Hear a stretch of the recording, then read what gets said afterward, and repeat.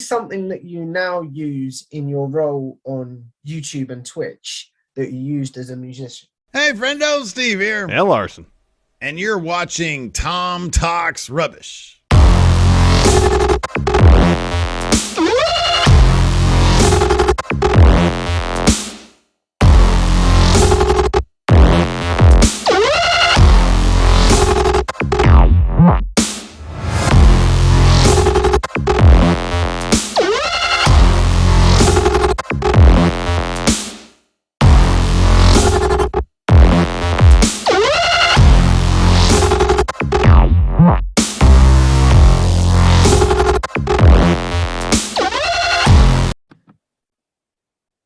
What's going on, guys? It's your boy, Tom Talks Rubbish, and stand back with another interview. This time, I'm joined by Joel Pearl from Call It in the Ring. So welcome to the show. Thank you for having me. I appreciate the ask. I'm looking forward to sitting down and chatting with you, Tom. So if we take this back, where does Joel first discover wrestling?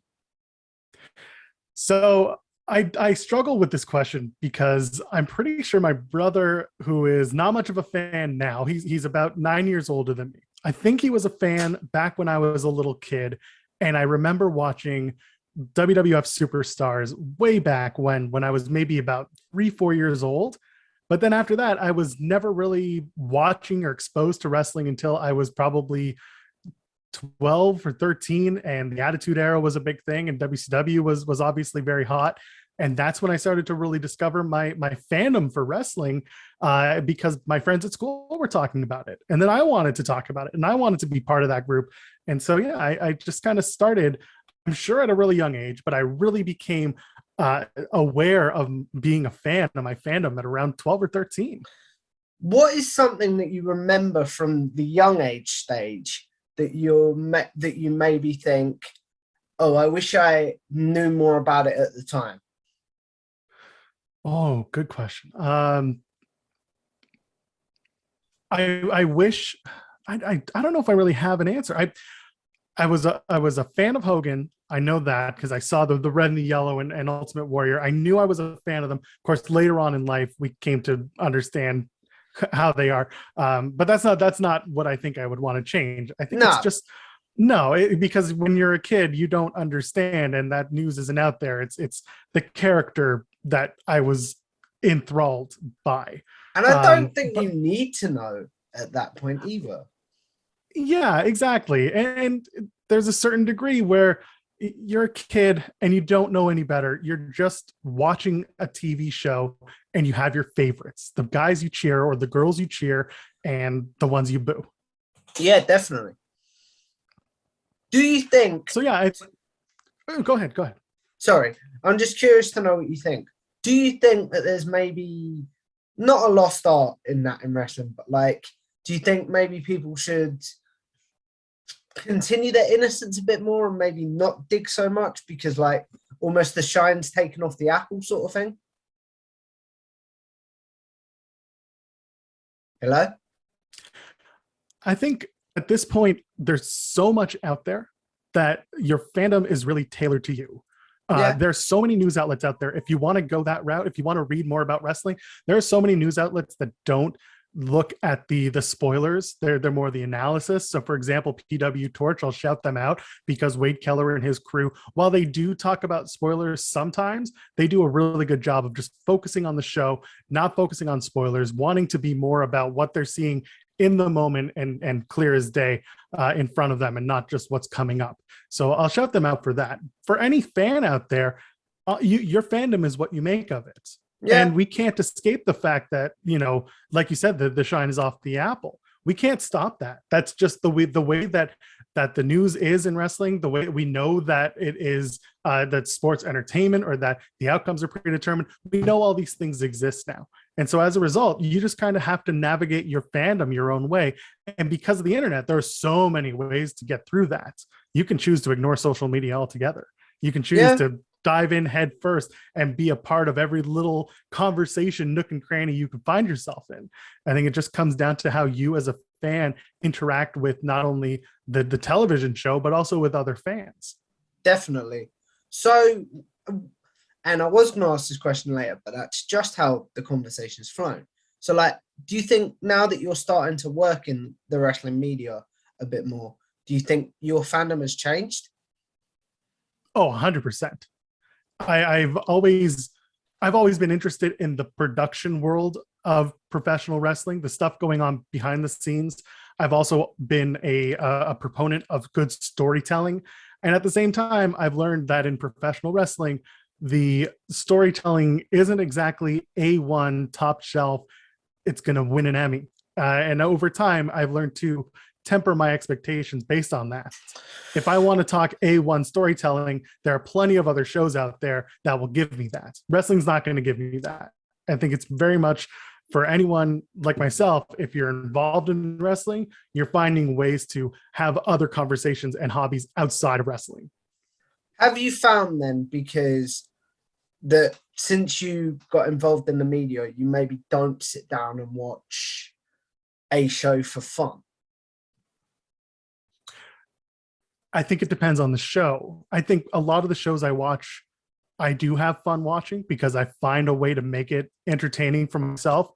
The shows that I do, the podcasts or the live shows that I do with Fightful and Overbooked, and with Tim and Joel, which is also part of Fightful now, those shows are more based in the storytelling of wrestling, the not taking it so seriously. We're not going beat by beat. It's not a review show.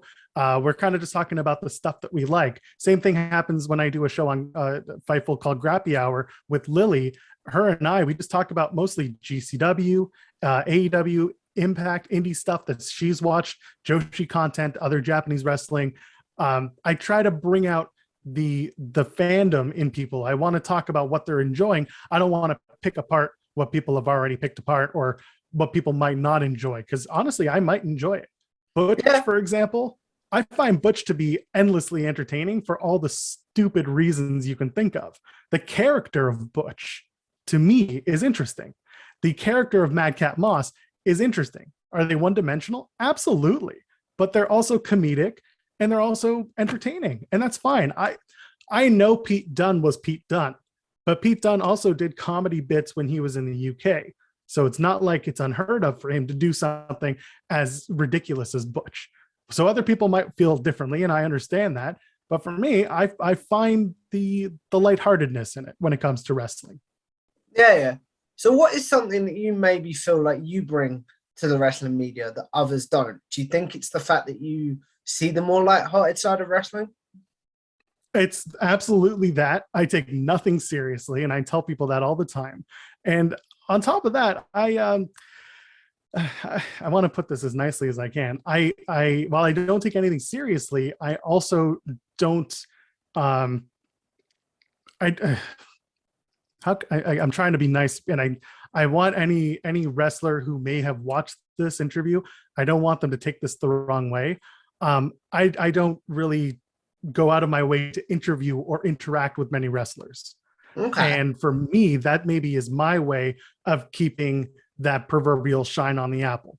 I've met wrestlers, I've interacted with wrestlers in my own way, but at the end of the day, the interview stuff, it's never really been a big point of importance to me. I've been along with others who have done interviews, and I've ran camera, ran audio, whatever, but I've never been one to be like, I need to interview this person. No, I'm really happy with just being a watchful eye from afar and being a fan of their work from my own position. Fair enough. So in your wrestling media journey, what came first? Was it working with Fightful, or was it Tim and Joel? Was it Call It in the Ring? Yeah, so Tim and Joel Call It in the Ring came around the same time. So we started that podcast in August of 2020. So of course, pandemic would do that. And so so Tim and I we're both in Toronto. We're probably about a 15-minute drive apart from each other. And during lockdown, we decided we would do the show together. We didn't know what it would be. We just wanted to talk about wrestling in our own way. So we started our own channel, and then eventually it morphed into Fightful Overbooked, because what happened was people were asking when Fightful would get a Twitch channel. And Sean Ross Sapp was fighting it tooth and nail because he was under the impression that having a Twitch, that there were some issues going on with Twitch and Dr. Oh my goodness, it was a very well-known Twitch streamer at the time, and now I'm forgetting his name. Yeah. Not Dr. Demento, Dr. Disrespect. So there was a streamer named Dr. Disrespect who was very big on Twitch, and he got kicked off of Twitch because he was moving to YouTube and YouTube gaming, and it became this huge thing. Yeah. So at the time, I think Sean was under the impression that if Fightful started a Twitch channel, we might run into similar issues, but it had to be one or the other, if I remember correctly. Yeah, and I kind of myself and others explained to him that's not the case, and eventually myself and Jeremy Lambert started talking, and we became fast friends because, believe it or not, one day Sean was streaming a game on the Fightful YouTube, and Jeremy and I were like, wait, why weren't we invited? And of course, Sean didn't know about, he didn't know how to like do multiplayer over the internet or anything like that. And he was retro gaming. So Jeremy and I started chatting, and we started looking at ways that we could do retro gaming where he was and where I was. So we figured out a way to do it. We started doing gaming streams on the YouTube, on Fightful's YouTube channel. And eventually we said, let's do the Twitch thing. And the Twitch thing evolved into, well, we're still doing the Twitch, but then it evolved into Overbooked because as you've spoken with Joe Holbert, things with the distraction kind of went by their side, and he's doing Late Night Grin. And then Jeremy and I had a chance to talk about collaboration and working on Overbooked. So that's how I got to that point. Mm-hmm. So what was the point? Like, did you have to submit any work to Fightful to show like, this is what I've done in the past? No. I got very lucky. So I met Sean at SummerSlam 2019 in Toronto. I was fortunate enough to run into Sean when he was going to pick up RJ City and Jordan Grace for interviews while I was going in to watch some wrestling at one of the Midtown Event Center where all of the indie events were happening. So I ran into him and I shook his hand and said, hey, I really appreciate, your work and what you're doing. And then later on that night, he came back for another show that I was at, and his wife was there as well. And we were all just chatting, and just we got along really well. So I gave him my business card. I said, hey, if you ever want to keep in touch, let's do that. And we just kind of kept in touch through our own little means. And so next thing I knew, when the gaming stream happened and Jeremy and I started chatting, I was lucky enough to, figure stuff out with Jeremy, put stuff together when it came to how to do gaming from different points of different places. And my track record spoke for itself at that point. I wasn't writing. I was good at talking. I wasn't, I come from a background in media. So for me, it was secondhand not to be an idiot. Or if I'm going to be an idiot, I'm going to do it for the effect of what we're doing here. Basically to get some conversation almost. Yeah. And I naturally enjoy having conversations. So for me, it was just when we did the gaming streams, it was Jeremy and I just kind of bantering, chatting. I would ask him questions sometimes about the work he does, and we'd go from there. You spoke about how you and Jeremy became fast friends outside of being on camera together, but was your on-camera chemistry as quick to build as your off-camera chemistry? So this is where I'm really lucky that Joe and Jeremy were doing the distraction together when I came into the fray. Maybe I don't think I'm messing up my timelines too much, but they did a show when they were reviewing all of these wrestling things, wrestling movies, wrestling games, wrestling audio. So they were doing CDs or just wrestling music. And Elias had released his Universal Truth album. And so I myself, as a musician, I said, I want to review the album. And so I was on the show with them. And I was nervous because it was the main channel. I didn't know what the reach was. I didn't know anything, but I knew what I was going to say about the album in the review process. And the conversations that we had afterwards were really, really helpful in just establishing the fact that we had a lot in common, that we were kind of sarcastic in our own ways, but also that we're just like regular humans who happen to like wrestling. And, Jeremy just happens to kill himself writing the news 24 hours a day. So we built a friendship on the work ethic that we have. What if you hadn't become fast friends? Do you think it would be easy to be on camera with them or not so much? I think it would have taken maybe a little bit more time. I think having a few common experiences on air was a very helpful point. Just before we went live, we were kind of just schmoozing. I think that's something that if you're doing an interview or you're doing a show with somebody new, I always recommend have like a 5-minute conversation, and it's not just to set up what you're going to talk about, but maybe it's just an opportunity to get to know the person. I need and to see do if there's that a some bit more. chemistry. I'm not going to lie. And that's fine. And that, you know what? And if there's an opportunity for you as an interviewer to continue learning from the people you interview, that's amazing. Yeah. Like, you're on the right track. You could have just said to me right now, like, I don't agree with that, or I think that's silly. But the fact that you were just like, I should do that, that's perfect. It shows you want to grow and you want to learn. Because, and shouldn't be talking about me, so I do apologize. But like, that's think fine. Because I want to be so respectful of the people's time that I'm interviewing, I almost feel like I should turn the camera on straight away, because like, I want to get as much info for people watching as possible, if that makes sense. Yeah, and there's truth to that. And I think it also depends on the person that you're interviewing and what kind of rapport you have with them, or what kind of person they are offline. Because some people may just want to get camera on, ask the questions, camera off, see you, bye. And other people might just want to schmooze, because we're all different. We're all giving of our time, but we're not exactly saying, you like, hey buddy, you got 20 minutes, go ahead with your best shots. Yeah. People who are like that generally will give you more time if you give them more human sides of yourself and more opportunities for them to be human, from my experience. Yeah. So as a musician, what is something that you now use in your role on YouTube and Twitch that you used as a musician? So when I was on my personal Twitch, I was playing a lot of music. So I would just play along with tunes that I knew or ones that I didn't know. I would find ways to monetize that, but also found ways to just kind of keep up with my own practice. One thing that I've learned over time is that you got to be a little bold sometimes. You got to do some new things. You got to try new things. And I'm not always great with that. As much as I want to push the envelope, I can't always feel comfortable doing that. Yeah. So that's something that I'm currently trying to learn from. In terms of what music has kind of taught me, it's taught me how to be a showman. It's taught me how to be a presenter. It's taught me how to do things in a different way, like talking with my hands, things like that. That comes natural to me, but like put a guitar in my hand, I'm just as comfortable. So for me, it's hosting is very much the putting yourself out there aspect of it. And I don't mind doing that. What if we flip the question? What is something that you now, if you play music again, will use from your YouTube and Twitch background? The if is the big question. I've been struggling with this since we've slowly been opening up in Canada.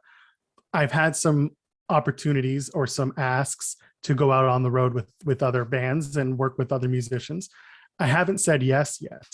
And I think part of that is because I have a newborn. I don't want to leave my newborn and my wife at home, at least not now. I think we have some time to adjust to this new life before we do that. People are still getting sick. COVID is still real. Mm-hmm. And I haven't been keeping up with my practice like I should have. I've spent more time working on the wrestling media and the conversation and building that brand than I have anything else. If I did go back, I would bring more showmanship to my act. I would be more present. A lot of the time I find myself, if I'm watching old videos, I'm just there. I'm a bass player. So I'm not supposed to be most of the time like out there crazy. Oh my God. I am usually pretty laid back and I'm working with the drummer and doing my thing. But if I come back to music, maybe I'll start, challenging myself to be more present and be more part of the show. Okay. That's really cool to hear. So if we move on to Call It in the Ring, obviously you spoke about how that was created with your co-host. It's Tim, correct? Yes. I just had a memory blank then. I do apologize. Like my brain just went, you don't know the name. Don't be stupid. It's all right. Anyway, so how do you feel like it's evolved since moving over to the Fightful Overbooked channel? When we started Call It in the Ring, we we almost raced through everything in as quickly as we could in an hour. We wanted to really fit as much news, as much commentary on events. We wanted to talk about literally anything we could, news, rumors, and the live shows, and then what comes next, and the fantasy booking. There was so much.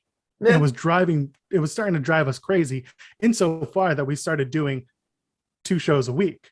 And we started realizing, okay, certain shows, if we do it on Wednesdays, then we're not talking about Dynamite on Wednesdays. We're going to preview Dynamite. But then if we're talking about Wednesdays, that only gives us Raw and NXT at this point. So what do we do?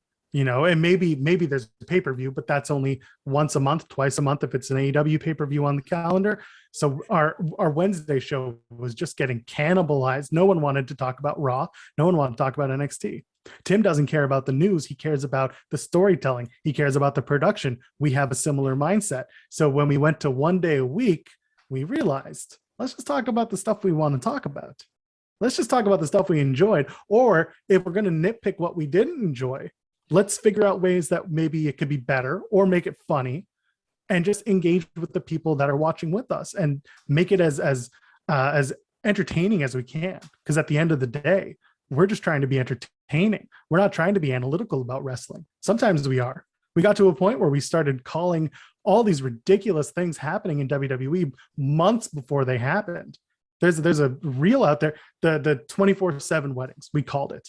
The Corey Graves and Carmella dropping the titles because of WrestleMania and they were going to get married, we called that. There's a whole list of stuff. If you go in my Twitter, I've posted a million times where I've taken screen caps or video grabs of stuff that we called, and people just watch us, you know, talk about it because we tell stories and we see sometimes where the stories are going.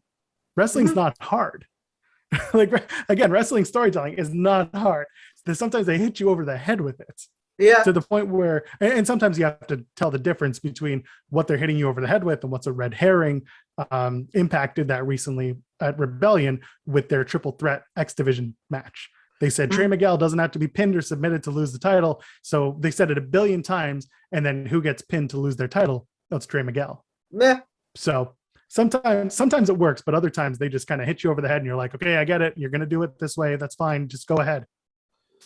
You talked about that, and I am really curious to know. But actually, before I ask you that question, what is something you left in the original Call It in the Ring podcast that you didn't bring over to Fightful Overbooked? Like, what are some changes that you made? News, talking about just having a news wrap-up area of the show. We got kind of sick of talking about it because it wasn't conducive to any of our conversations. Or Tim would just say, I don't care. And I can't blame him, because Tim is, for all intents and purposes, he is my casual fan. He is my barometer. He watches the shows, but he doesn't participate in the discourse. He has a job. He has a partner. He has a kid. Like he's busy enough.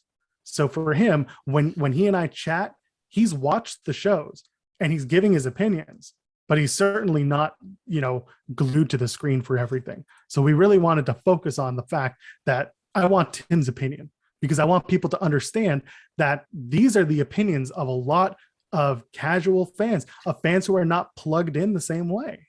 Yeah.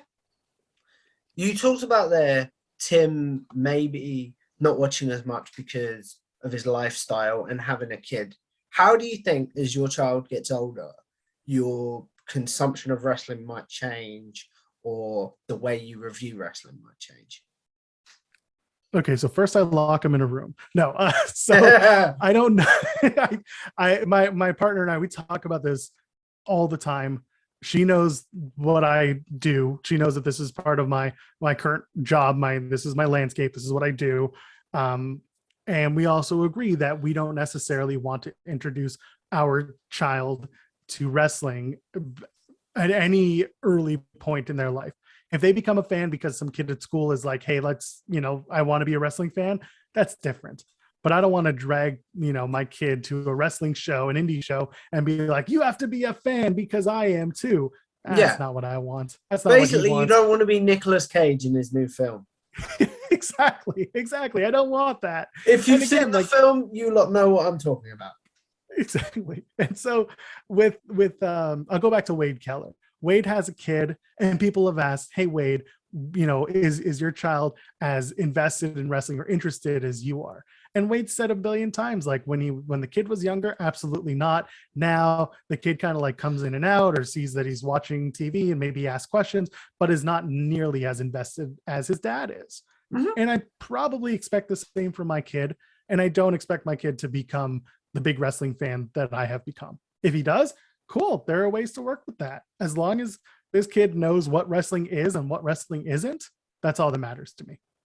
What about, like, what is something that you maybe want to show your kid to get them into wrestling? And then what is something that you're like, I'm not going to show you this because I mean, I wouldn't show them Hell in a Cell 1998. I wouldn't show them Mankind Undertaker. really? At least not because so many times. Think about how many times like my so and so it wants to get into wrestling, but I don't know what to show them. And so many people are telling them, "Oh, go watch Hangman versus Okada. Go watch the Golden Lovers matches. Go watch Hell in a Cell." The people who are new to wrestling don't necessarily want to see a 45-minute, 60-minute banger, nor do they want to see a blood show. I think they want to see some good comedy, some entertainment. I would probably show my kid some, like, honestly, some 24/7 stuff is entertaining. Yeah. I would probably show them that. I would find, and again, someone in the comments is probably going to be like 24/7. That's stupid. Well, yeah, it's stupid, but it's also funny. And it often does pretty well when you're talking about the ratings, the demo, whatever. I would probably introduce them to some comedic wrestling, whatever that is. It could be from any company in the world. It could be a Toru Yano match. I don't care. Whatever it is, I just want them to be entertained, and I want them to find the comedy in wrestling. It could be a Colt Cabana interview, for God's sake. Whatever it is, just something entertaining, not something that's like blood sport. If they find that, cool, that's fine. They can find that and become a fan of it. But I think the easy access is starting with a low barrier, entertaining, maybe even comedic spot. Fair enough. So as we look at wrapping this up, we're going to go into a segment that I call generic questions, which those of you that have seen my interviews will know. This is where I ask my guest their favorite match, favorite pay-per-view, basically questions that I'm sure they get asked on Twitter a lot, but then now they'll have a place to go, look, I've answered this, go watch this. So what's your favorite I don't match? have to ignore them anymore.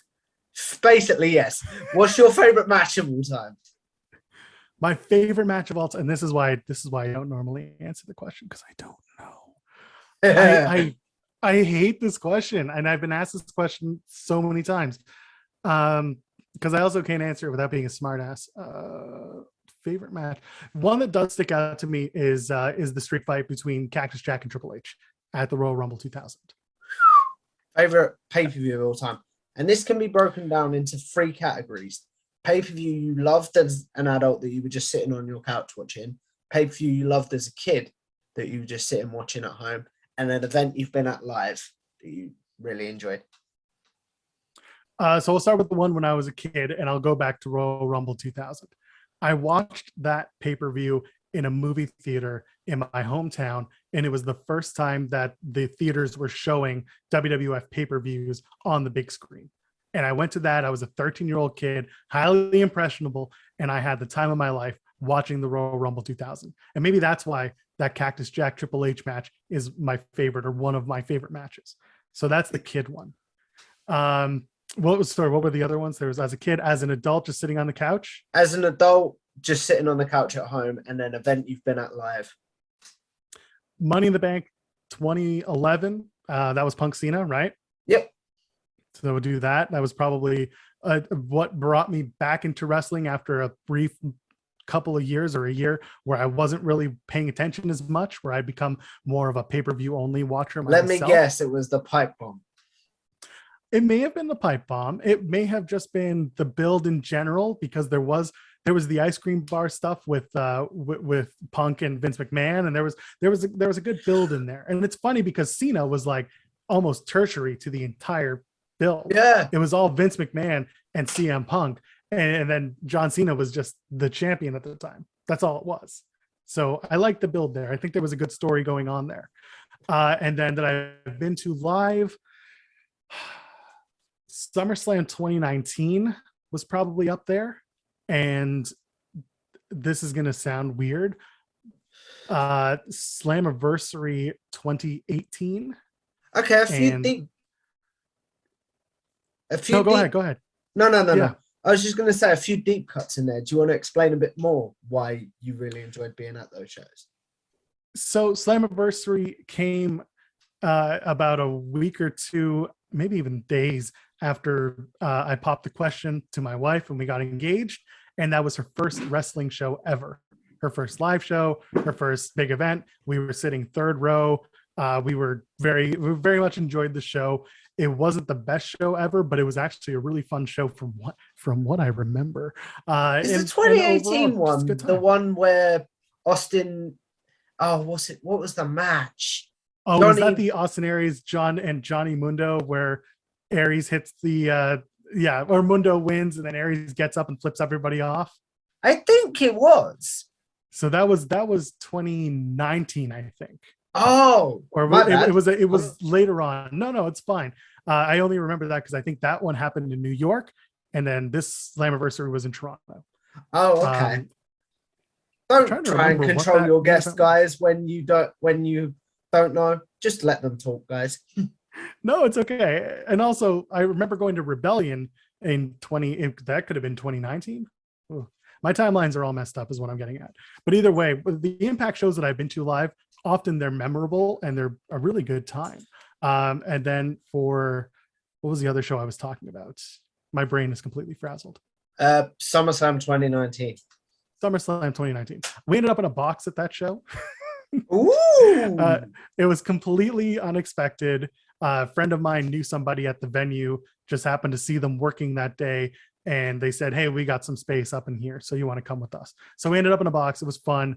The event itself was really good. I loved watching Trish Stratus wrestle one more time because I was at Unforgiven 2006, where I think that was her last match. And that just unless you count a mixed tag team match with Snooki, yes. I mean, I've talked about never mind. I can't talk about it anymore because we took it down. Snooki Mania was a video that we did for Overbooked, but I've had to take it down because of some copyright issues. But that's not important. WWE, thank you for that. So SummerSlam 19 was also just the culmination of that Brock and Seth story that we really needed to see Seth look dominant and win that match. And I think a lot of that was it was a good show. It was just a good atmosphere. It was Edge's return in a pre-show when he hit that spear and everyone was surprised. Like Edge was on the no contact list for so long and all of a sudden he speared Elias. I think even if I remember correctly, his missus, Beth Phoenix, didn't even know he was going to do it. You're right. She was so pissed. Yeah. So watching that live it was such a treat. And I went to way too many wrestling shows that week, but it was all worth it. So as we wrap this up, your favorite tag team of all time?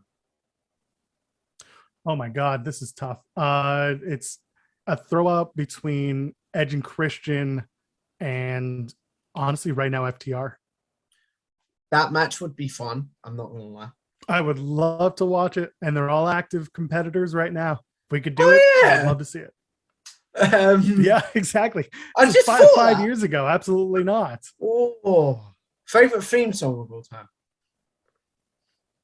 Oh my God. I was thinking about this the other day. I do like Triple H's My Time. And then other than that, I mean, Stone Cold, always.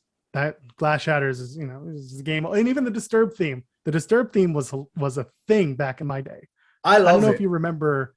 Do you ever remember there was a time when everyone was theme hunting and everyone wanted to get the themes first? They wanted to download them from LimeWire, Kazaa, whatever you called your peer-to-peer file sharing of the day. Mm-hmm. There was a time when no one could get their hands on the Disturbed Stone Cold theme. So what did they do? They tried to piece it together from live shows and it would sound really messy and gross. And I will never forget this as a guy who looked for themes all the time on the internet. One day, this guy says, I have the master copy of Disturbed's Stone Cold Steve Austin theme. And everyone was like, Bullshit. No way. There's no way you have this. I don't believe you. The guy says, I'll upload it in X amount of hours. And it was the real deal. And people were going absolutely crazy about it. And it was before they officially released it. So I remember that being a big deal back in the day. Do you think hunting for themes and music in general as a musician, because we've got such things as Amazon devices, I'll call it, just so I don't trigger mine in my bedroom. And basically, we've got this supercomputer in our pocket where we can find any music we like. Do you think there's maybe a lost art in hunting down music? That is a complete left field question. I do apologize. No, it's absolutely something that doesn't exist anymore. I can't find new bands anymore because the music industry has changed in so many ways. And that's maybe a conversation for another podcast. But at this point, when it used to be, band would go into the studio, record, do a short tour on the album, and then release their next album in maybe 6 months to a year. Now they're out on the road for 6 months to a year, sometimes longer, up to 3 years. And then they're releasing every few years, but now they're not releasing albums. Now they're releasing singles because you're not looking for the albums to purchase. You're looking for them on your streaming platforms, the investment has changed. Yeah. And I think that is one of the problems with trying to find new bands to follow, is that there's no discography there. There's a lack of places to find all of their music. You just know that one song, and that's all you know. I was saying this to my missus the other day, actually. I couldn't tell you the last time I bought a CD. Yeah, it's bonkers. I use Spotify for everything I do. I have a subscription to that, and that's where I get most of my music, if not on YouTube. It's the days of physical media are more or less gone, for better or worse. How do you think that's, to bring it back to wrestling, how do you think that has maybe, before we do my wrap-up question, how do you think that has maybe helped or hindered the wrestling industry? The no physical media anymore. I can see so much more on various streaming platforms than I ever would have as a kid. Let's take the WWE network, for example. Now it's on Peacock for most people. I still watch it on the original network because I use a VPN, yada, yada, doesn't matter. I'm able to watch it. I can watch all the stuff from the old days without any problem. And I can immerse myself in the stuff that they've purchased as well. WCW, for example. I can't go to the local video store and purchase a Best of Nitro because it doesn't exist. But if I want to watch the Best of Nitro, I can pluck episodes that people have watched, or maybe it's high on Cage Match, and I can go and watch it and enjoy it or not enjoy it, depending on how I feel about it. And that is amazing. That's what the one thing that streaming is incredible for. The indies have flourished as a result of being available on IWTV, on being available on Fight TV. Wherever you look, you can find the local indies. Some of them even stream their events live from their Facebook page or their YouTube channels. There are so many ways to watch and discover the wrestlers that you want to see or that you want to get into moving forward. And that's amazing. We didn't have that even 10 years ago. We barely had it. Even when I was growing up, we didn't. Yeah. And now, back in the day, I would go and I would purchase WWF VHS. I would own as many of those VHSs as I could. I still have them somewhere. They're buried somewhere in a basement. But the DVDs too, I would eventually collect those. And as a result, they eventually just sit around collecting dust, because I can go on the network and I can load up whatever shots that I have. Fair enough. So, So as we wrap this up, with the question that I always end all my interviews on is, with YouTube, with podcasting, with social media in general, we're all sort of going to live forever in some sort of way. So what is one video that you're like, don't go back and watch that, I've grown a lot since then? And then what is one that you're like, if you want to know my body of work, go and check that out? Do not watch the first 4 episodes of Tim and Joel Call It in the Ring. because we were still finding our footing. It wasn't bad. It's just different. And then it was just what it was. And then you're asking what now to check out? Yeah, if you want people to know your body of work. Stuff that I've done on Overbooked, I think it speaks for itself. A lot of it. The later episodes of Tim and Joel Call It in the Ring, of course, and the content that I'm able to create with other people on Overbooked who have differing opinions, who have been given this platform to speak their mind. I'm very lucky as someone who gets to host these conversations that I can push the conversation in different ways and introduce topics of conversation based on where we're going or where we need to go. So I'm really lucky in that regard that I hope more people spend time checking out Overbooked and understanding that wrestling doesn't always need to be this serious conversation. There is a lighthearted side of it. And it's okay to disagree as long as it's not an egregious, an egregious take that maybe borderlines on, just problematic, which we don't have over and Overbooked. So as we wrap this up, obviously I want to say thank you for coming on. But where can the good people find you as we wrap this up, Joel? I am easy to find. You can find me anywhere at Pearl, JoelPearl. That's Facebook. It's not Facebook. Who am I kidding? No one uses Facebook. That's Twitter. That's Instagram. No one uses Facebook. And even if you find me on Facebook, don't bother. It's boring, mundane stuff that's not wrestling related. Twitter and Instagram are usually the best places to find me. And of course, youtube.com/Fightful Overbooked. That's where most of my content is. And Tom, thank you. This is great. I'm really glad that we were able to connect and do this. It's been a lot of fun. So if you guys like this video, make sure you subscribe to Tom Talks Rubbish. Subscribe to TTR Clips, where clips of some of my favorite interview moments will be going up. Subscribe to bodyslam.net to check out my show with Cassidy Haynes, the Wrestle Watch podcast. Follow me on Twitter at Tom Talks Rubbish, and I will see you in the next one. Bye. Bye.